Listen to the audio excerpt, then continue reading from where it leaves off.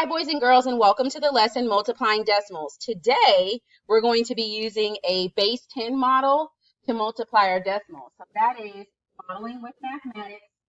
We should be able to think about what makes the most sense, and we'll also be looking at the structure of numbers in base 10 to help us look for a pattern and a connection between our numbers. So, our goal is to use the base 10 model to multiply our decimals. Before you start this lesson, you need to already be able to multiply decimals using the standard algorithm, which is from our previous lessons. And then you also need to be able to multiply two-digit numbers using the standard algorithm. And this is from 4th grade. So make sure you have levels 1 and 2 before you move on to 3. Okay. How do we use the base 10 model to multiply decimals? Well, as you can see, we've got a picture of a flat here. Our equation says, our expression says 4/10 times 3/10. So my first step is going to be to take the first factor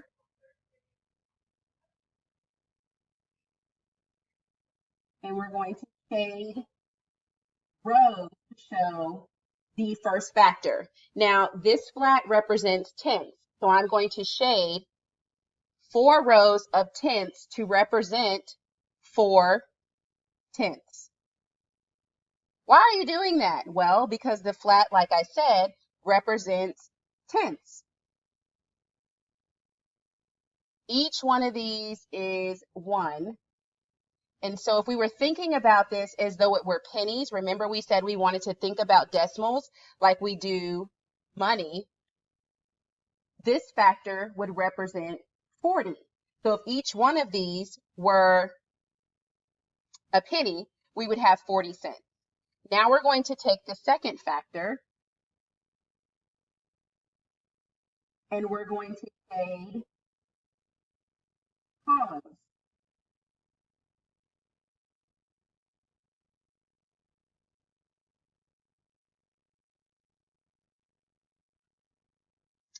Okay, and I forgot my N here, so I'm going to add that. Now I'm going to shade columns for the second factor. So make sure you pay attention closely. We have rows for the first factor, and we're going to use columns for the second factor.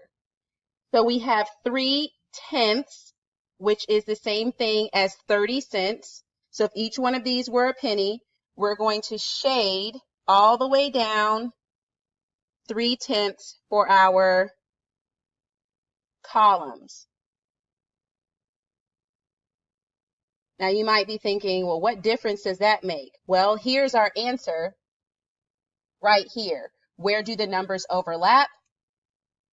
Right here. And how many do we have? 1, 2, 3, 4, 5, 6, 7, 8, 9, 10, 11, 12. The answer is 12 hundredths.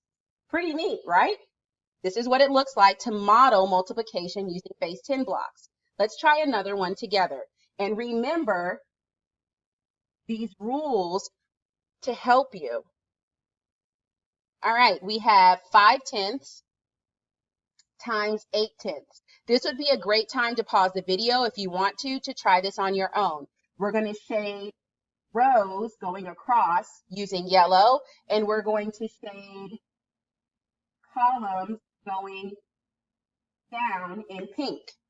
Let's do that now. So we have 1, 2, 3, 4, 5, and then we're going to go across or up and down with 8.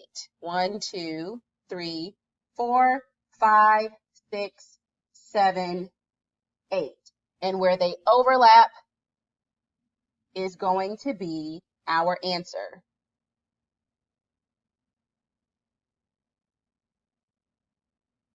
We could count these by ones, or we could use what we've learned in previous grades and multiply. 1, 2, 3, 4, 5.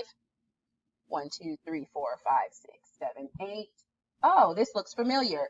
5 times 8 is what, boys and girls? It is 40. But this is represented here as 4/10. And remember our rule, when we multiply by decimals, we're not going to get a larger number, we're going to get a smaller one.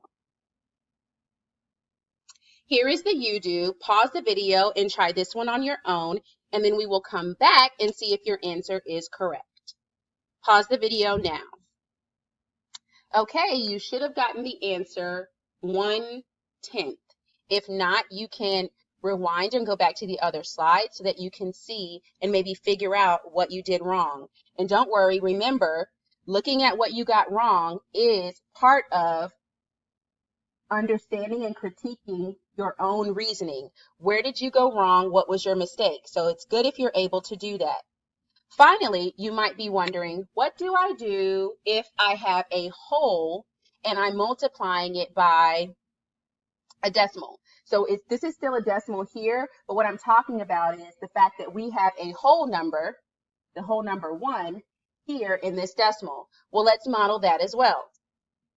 Okay, we're going to use the same strategy, except since we are doing a whole number, then we should shade this entire shape, okay?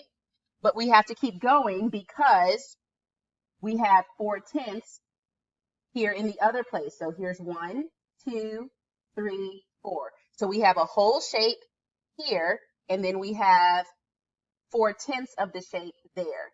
And then we're going to shade all the way across using 3/10.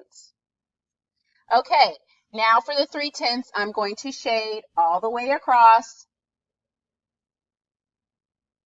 because I'm looking for the overlap. Now, you might be wondering, wait a minute, you said for the first factor to shade rows and for the second factor to shade columns.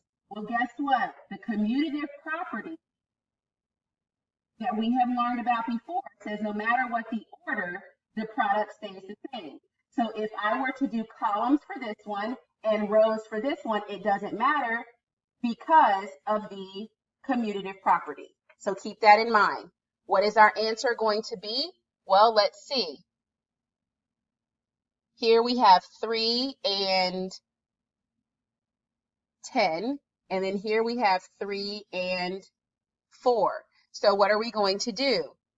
3, this would be 3/10, or 30.30, and then we have 12/10, and I'm not going to multiply that, Miss Addison. I'm going to add them together.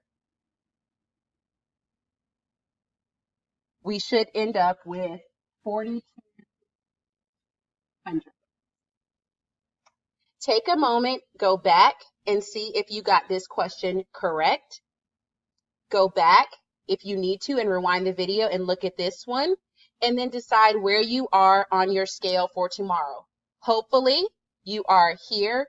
If not, note where you are so that you can get the help that you need in class. And remember, boys and girls, to write down your questions. Thanks for watching.